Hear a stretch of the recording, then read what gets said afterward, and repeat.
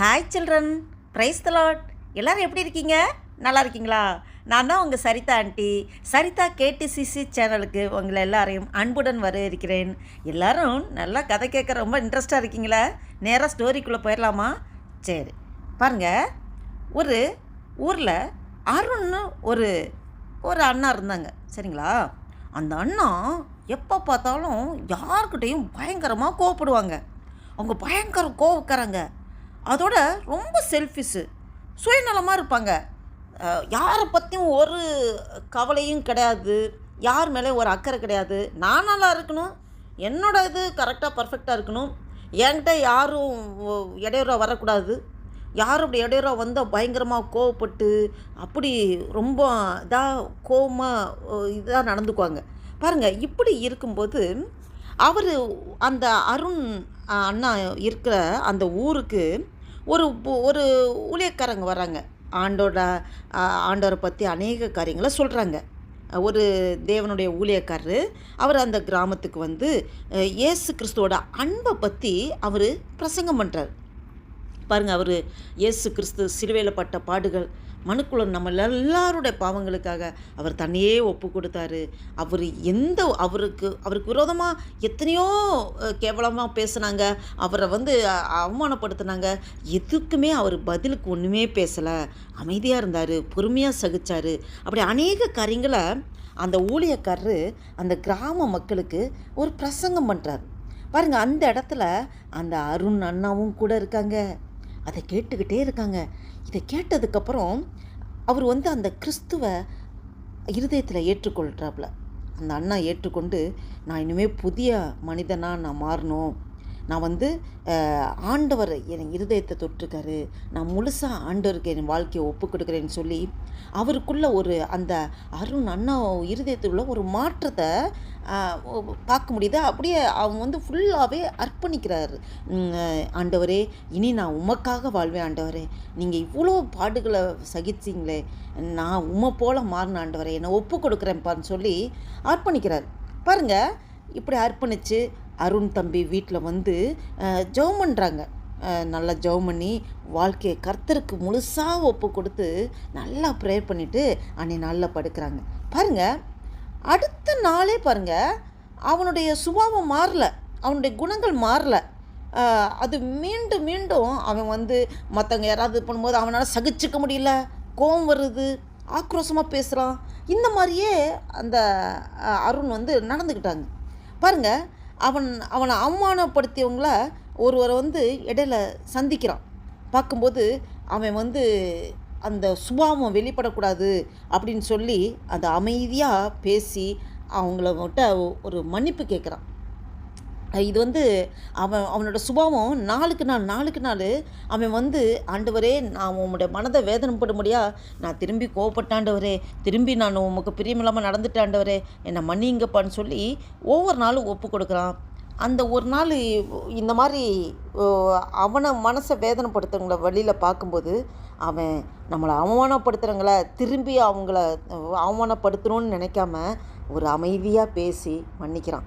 பாருங்கள், இவனோட சுபாவத்தை பார்க்கும்போது அந்த கிராமத்தில் போகிறவங்க வரவங்களாம், அருணா இவன் எப்போவுமே கோவக்காரன், இவன் எப்போவுமே இப்படி தான் பண்ணுவான் அப்படின்றது போக, ஓ அருணா இப்படி நடந்துக்கிட்டாப்ல, ஓ அதான் இவ்வளோ அன்பாக பேசினாப்லையா, மன்னிச்சிட்டாப்லையா, அவனுக்கு விரோதமாக இவன் எவ்வளோ பண்ணானே, அவமானப்படுத்தினானே, அதெல்லாம் மன்னிச்சு நல்லா பேசினானா, பரவாயில்லைன்னு சொல்லி எல்லாரும் அவனை அப்ரிஷியேட் பண்ணுறாங்க.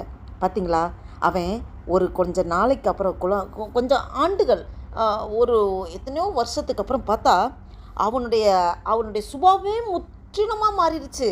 அவனுடைய கேரக்டர் மாறிடுச்சு. அன்பா, பணிவா, ஒரு ஒரு கிறிஸ்துவா பார்க்குற மாதிரி.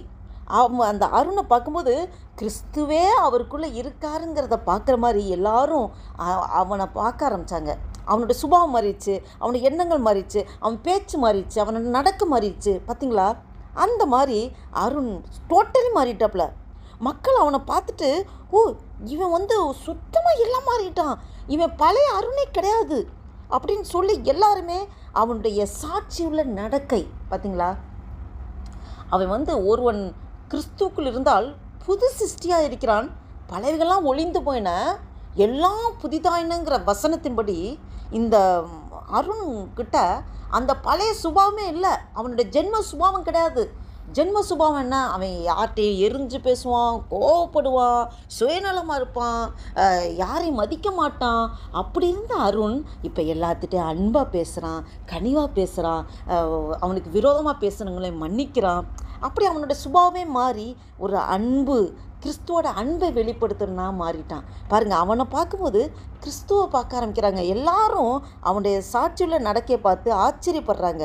பாருங்கள், அருண் சொன்னால், நான் முன்னாடி நான் இந்த மாதிரி நான் மாறினது என்னுடைய நானாக இந்த சுபாவத்தை மாற்றிக்கல, என்னுடைய சுய முயற்சி கிறிஸ்து எனக்குள்ளே இருந்து அவர் செயல்பட்டு தான் என்னோட பழைய மனுஷனோட சுபாவம், என்னுடைய பழைய கேரக்டர் எல்லாத்தையும் எடுத்து போட்டு என்னை புதிய மனுஷனாக ஆண்டவர் மாற்றிட்டாரு அப்படின்னு சொல்கிறாங்க. இதுலேருந்து நம்ம என்ன பாருங்கள், இந்த மூலமாக நம்ம ஒன்று தெரிஞ்சுக்கிறோம். ஒருவன் கிறிஸ்துவுக்குள் இருந்தால் புது சிருஷ்டியாக இருக்கிறான், பழையெல்லாம் ஒளிந்து போயிடுச்சு, எல்லாம் புதிதாக என்ன அப்படிங்கிறபடி அந்த அருணோடைய சுபாவங்கள் எல்லாம் மாதிரி இருக்குது. எப்போ கிறிஸ்துவ அருண் ஏற்றுக்கொண்டாங்களோ புதிய மனுஷனை தரித்து கொள்கிறான். அப்போ தேவனுடைய வார்த்தை அவன் நாளுக்கு நாள் இப்போ கிறிஸ்துவுக்குள்ளே மாறுறதுக்கு காரணம் தேவனுடைய வார்த்தையை அனுதினமும் வாசிப்பதோடு மட்டுமல்ல, அதை தியானிக்கிறது, அதன்படி வாழ்க்கையில் பயன்படுத்துறது, ஜெபம், பரிசுத்த ஆவியானோருடைய வழிநடத்துதல் எல்லாத்துக்கும் முழுமையாக தன்னை அர்ப்பணிக்கும் போது அவன் நாளுக்கு நாள் புதிதாக்கப்படுகிறான், புதிய மனுஷனாக மாற்றப்படுகிறான். பாருங்கள், இதை தான் பைபிளில் ஒரு வசனம் சொல்லப்பட்டிருக்கிறது. தன்னை சிருஷ்டித்தருடைய சாயலுக்கொப்பாய் பூரண அறிவடையும்படி புதிதாக்கப்பட்ட புதிய மனுஷனை தரித்து கொண்டிருக்கிறீர்களே அப்படின்னு நம்ம வாசிக்கிறோம். எதில் வாசிக்கிறோம்? கொலோசையர் 3ஆம் அதிகாரம் 10ஆம் வசனத்தில் வாசிக்கிறோம். வாசித்தபடி நம்ம இந்த ஸ்டோரி மூலமாக நம்ம என்ன தெரிஞ்சுக்கிறோம்?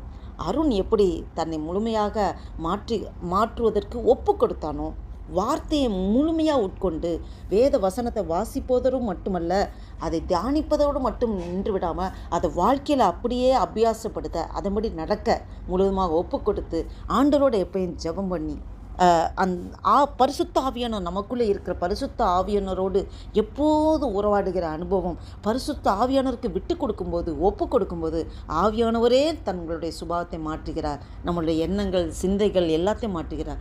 இதை கேட்டுக்கொண்டிருக்கிற நண்பு பிள்ளைகளே, நம்ம முழுசாக ஆண்டட்ட ஒப்பு கொடுக்கணும். பாருங்கள், இந்த வேத வசனத்தின்படி தன்னை சிருஷ்டித்தவருடைய சாயலுக்கு ஒப்பாய் பூரண அறிவடையும்படி புதிதாக்கப்பட்ட புதிய மனுஷனை தரித்து கொண்டிருக்கிறீர்கள் என்று சொல்லபடி ஆண்டவர் நம்மளை புதிய மனுஷனாக தரித்து கொண்டிருக்கிறார். எப்போது ஆண்டவருக்கு நம்ம இருதயத்தில் இடம் கொடுத்தோமோ ஆண்டவர் நமக்குள்ளே வாசம் செய்ய ஆரம்பித்து விடுகிறார்.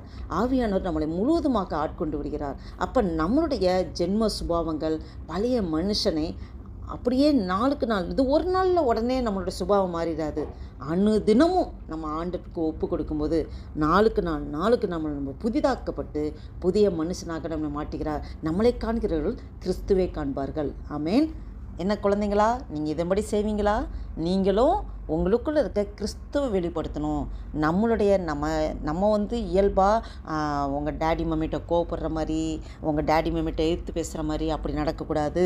நம்ம அப்பா அம்மாவுக்கு கீழ்ப்படிந்து நடக்கணும், நம்ம ஒபே பண்ணணும், கர்த்தருடைய வார்த்தைக்கு நம்ம கீழ்ப்படிந்து நடக்கணும், ஜெபிக்கணும், வேதத்தை வாசிக்கிறதோட அந்த வார்த்தையின்படி நம்ம நடக்கணும். நீங்கள் அப்படி செஞ்சிங்கன்னா நமக்குள்ளே இருக்கிற ஆவியானவர் நம்ம முழுதுமாக நம்ம ஒப்பு கொடுக்கும்போது, நம்ம முழுசாக ஆண்டட்ட அர்ப்பணிக்கும்போது கர்த்தர் நம்மளை அவரை போலவே நம்மளை மாற்றுவார். ஆமென். இதுபடி செய்வீங்களா?